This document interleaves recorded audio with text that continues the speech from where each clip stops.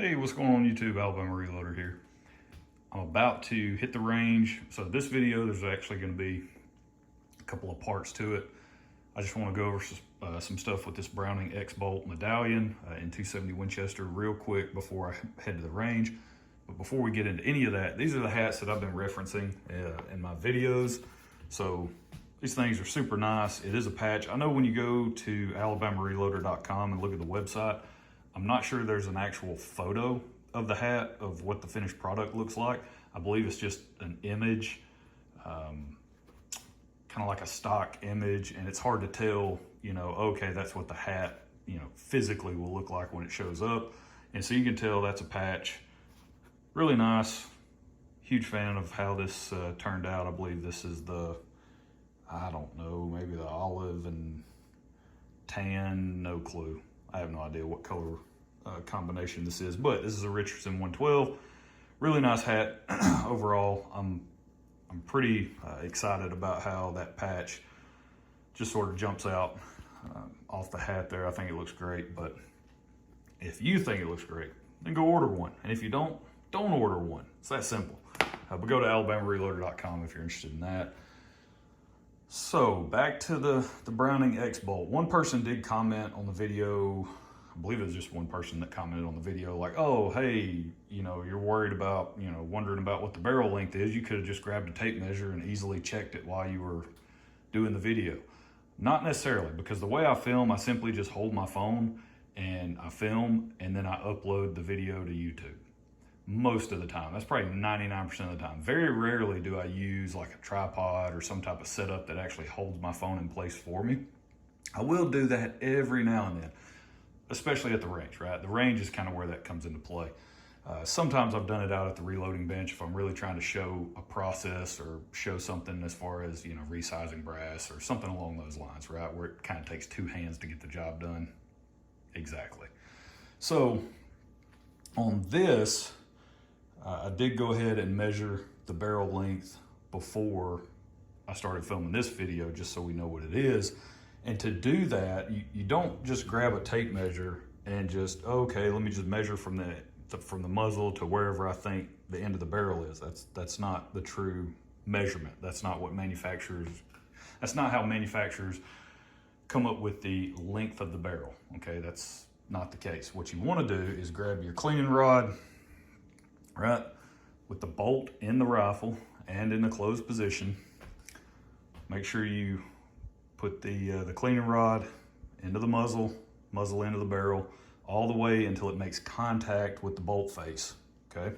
Once it makes contact with the bolt face, you're gonna wanna mark that on your cleaning rod somehow, maybe a piece of tape or whatever the case may be. You pull the cleaning rod out, then you measure from the end of the cleaning rod to that piece of tape or whatever the case may be. However you mark it, you want to measure to that. That's your barrel length. And this one happens to be 22 inches. So for those of you that were like, oh, it's a 24-inch barrel, wrong, try again. This is a 22-inch barrel, which I believe is what I said in the video. I was like, it kind of looks like a 22-inch barrel. So that's the barrel length. We got that nailed down. This is a 7-pound, 7-ounce setup, which as far as like traditional, put that in air quotes, traditional hunting rifle setups, that's kind of on the lighter side. So 7 pounds, 7 ounce, all in, that's the rifle plus the rings plus the scope. Okay, 7 pounds, 7 ounces. So very, I guess, I don't want to say portable. It's not lightweight. I don't feel like it's crossed over the threshold into sort of that lightweight rifle conversation. I think that's like sub 7 pounds in my opinion. That's kind of anything below 7 pounds, and we're starting to get into that really lightweight class of rifle. So that's the weight of the whole setup, 7 pounds, 7 ounces. I talked about the barrel length. Oh, major change that I had to make to my load data was the bullet that I ended up using. Now, in that original video, I talked about wanting to use the Sierra 140 grain Game King, those pulled bullets that I got from American Reloading. Use that bullet, test a whole bunch of powders, and just kind of see how this system performs, right?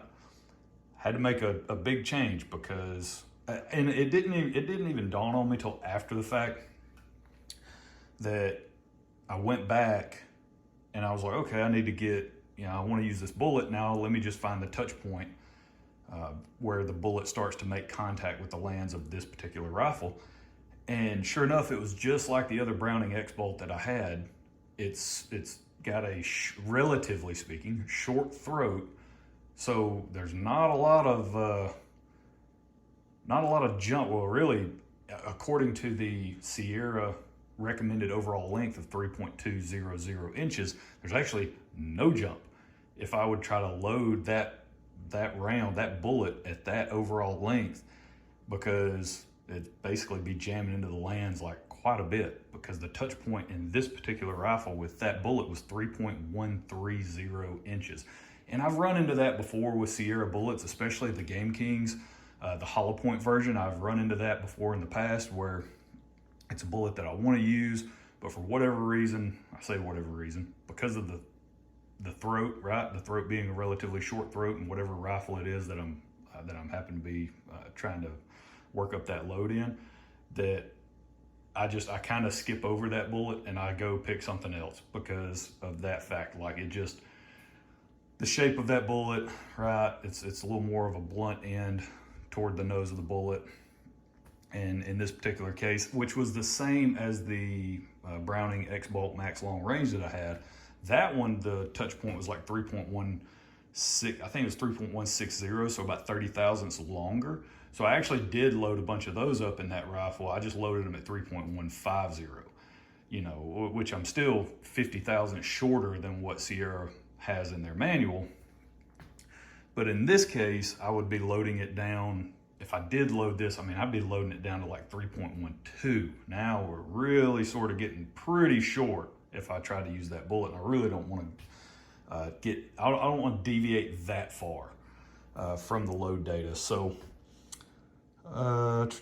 instead, we're going to go with some other 140 grain bullets that I had sitting around. Again, this is going to be to kind of help burn up some of those bullets as well. These are the 140 grain Hornady SSTs. These are brand new bullets, they're not pulled. So I think this will also kind of give us a good idea of how this rifle is going to handle with some 140 grain bullets. Because these generally, SSTs in my experience, are generally a pretty easy bullet to get to shoot well. So very much a more accuracy-based or precision-based hunting bullet. You can argue the terminal performance down in the comments below. Feel free to do that. But I ended up going with the 140 grain. The touch point on that was like 3.310, and I just loaded them to 3.250. It basically lined up really good with the cantilever placement on that bullet, so that's the overall length I went with. Of course, I did scratch out the Sierra Game King, put the Hornady SST in there. On H4350, MP590, MP620, N560, and MP689. What I ended up doing, I used the 140s for that powder, because I think I had like 2 left after I loaded up. I did three shot groups with each powder and that bullet. By the time I loaded all those, I only had like 2 of the 140s left. So I switched over, for the Stay Ball 6.5, I switched over to the 130 grain SST. I had a few of those laying around, and so again, not a full box, just sort of some scragglers left over from other testing. So I was like, you know what, might as well just burn up those as well. And the 130s have shot pretty good in the past for me in 270s, so we'll try that. That's with the Stay Ball 6.5 stuff. You can see there, charge weights I went with. And so then, of course, I was like, well, let me go measure the touch point for some of the other bullets that I'd really like to work up. And the 130 grain North Fork, that bonded hunting bullet, we're right at 3.3. Barnes LRX, the 129 grain, we're at 3.380. The McGuire Ballistics, the Copper Rose Hollow Point version, we're at 3.313. And then just the standard Copper Rose, the non-hollow point version, we're at 3.476. So that's that bad boy right there. I believe that's it. Now let's cut over to some range footage. I'll probably just show like maybe one 3-shot group worth of range footage of me actually just shooting one 3-shot group, just so you can get an idea I guess, I don't know, some people like that kind of thing, but you'll see me shoot this gun for 3 shots, then we'll cut back to the results. I've got some other 270 stuff that's already loaded up, so I haven't really decided how I want to do this. I think I might just shoot maybe, depending on the time that I have available to me, I might just make it through like 1 or 2 of these powders, and then we'll come back, we'll go through the results, and then that'll dictate, right, kind of how many videos I do that are dedicated to the results of this initial test. So you guys sit tight, let's head to the range. All right, guys, we're already back at the house, so no range footage. I got to the range, and I wasn't gonna have a ton of time to get a lot of shooting done today. And when I showed up, there were already a handful of folks on the rifle side, so I was like, you know what, I'm not even gonna bother setting up the tripod, trying to capture some footage and all that. But what I will say is, just initially, right off the bat, this thing, it's shooting about as good as it looks. I was very pleased. Today was one of those range sessions where, like I said, I didn't really have a ton of time, and I showed up, and it was like, you know, trying to get your target set up, and then other people kind of on top of the folks that are there, other folks kind of trickling in, and then it's like you go cold and you try to set up your target, and then you come back and you are like, all right, you know, now it's time to shoot, let the range go hot, start slinging some lead. But it's like, no, gotta wait, or maybe you only go hot for a brief moment in time because somebody else just pulls up and then they need to go put out a target. It was kind of one of those range sessions. Started off, you know, it's kind of like, man, might not even make it through one, you know, powder test on this 270 Winchester. Might not even be able to shoot 9 rounds by the time it's all said and done, and I got to hit the road. So I was a little pressed for time, and yeah, just kind of, you know, it was a little annoying. But at the same time, like, how blessed am I that that's what annoyed me, right?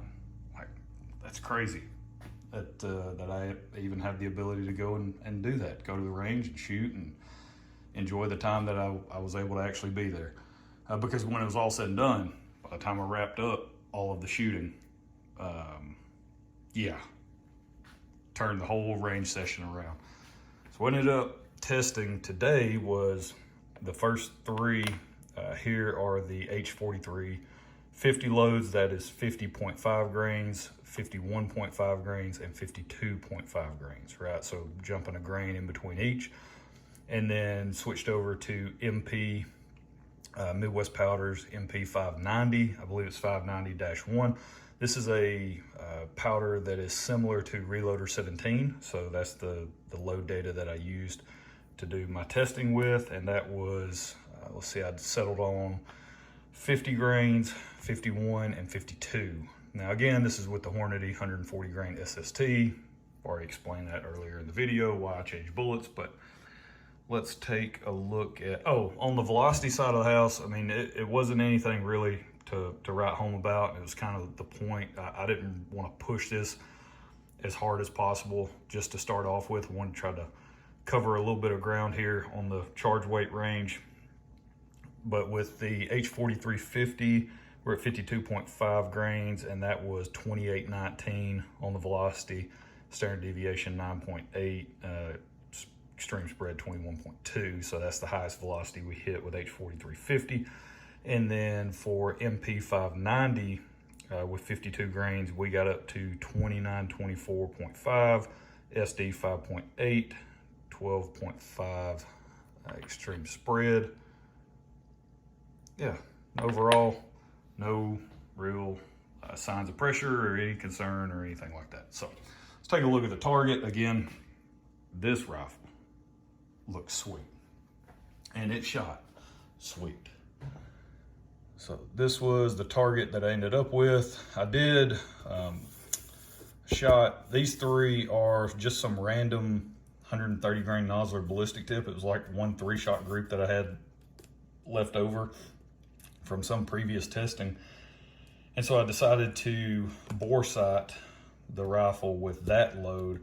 So looked down the bore and tried to line everything up best I could.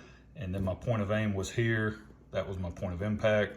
So not too bad on the bore sight job at 100 yards. And I just went ahead and shot all three, just keeping that same point of aim, just to see what that would look like. So there's those three, not great. That's pretty terrible.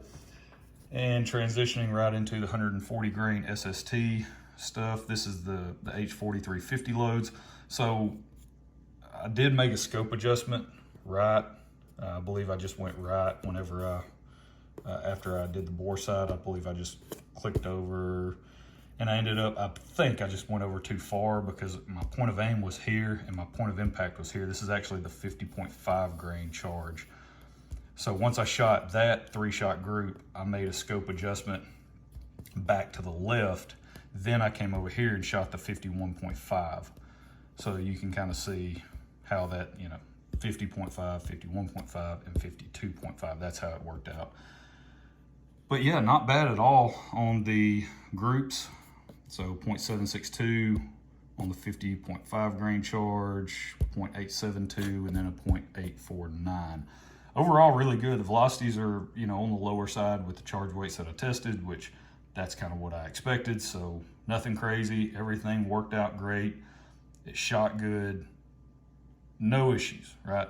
Switching over to MP 590. Check that out. Shot even better. So this 50 grain charge, it came in at a 0.402 inch group. I did make a scope adjustment down, I will say that. After I shot these, I just went ahead and came down. 0.402 with that 50 grain charge, 0.586 with 51 grains, and then 0.967 with 52. So it kind of opened up a little bit there on that 52 grain charge. But that's extremely promising results with MP 590, again 590-1 instead of Reloader 17 equivalent. I was really, really excited to see that. Again, it just sort of topped off a really good day at the range. Oh, and on top of that, I'll go ahead and show you. I'm going to do a video on this 308 stuff that I'm working on for a buddy of mine, but I mean, you can see these groups definitely helped make it a better day as well. That's the first 3-shot group. Second 3-shot group got a little wild. Third, and then fourth. So overall, that 308, it's the one that I showed in the video where I talk about how to find the lands in your rifle or whatever, the one I just posted here recently. It's a Remington 700 chambered in a 308 Winchester.